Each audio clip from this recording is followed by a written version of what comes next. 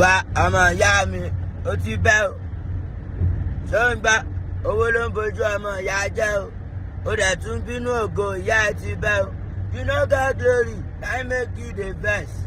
For who get glory? You dey envy who get glory. Oya now, the matter wey we dey drag now, you see am say you dey envy me ni. Oh, ní sóríire. Don't you know I'm big? I'm bigger than you. Big name, Portable. Ìyá ẹ for Agege Stadium, you see say ó tún jura wọn lọ. Níwájú àwọn fans, òun sọ pé kọ́ wọnú mi. Mo dẹ̀ tún dúró tán. Àjẹ̀dẹ̀ sell. Say any selling touch me, na you selling the touch. Ìyá inú Agége inú àdúgbò I still use you cupboardy.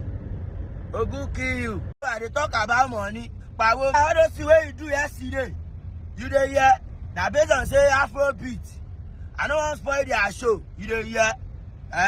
But you see say you spoil show by yourself. You no get glory. Omoro, I dey talk about money. Pawo ma payan. You dey say make dem dey kill mosquito.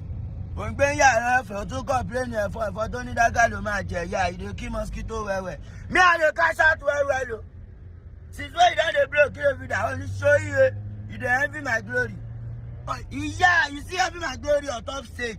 You see say you no get glory. Ogun kill you. Who you don blow? Spadator. Tí bá ti mú ìyá ẹ̀ Sango.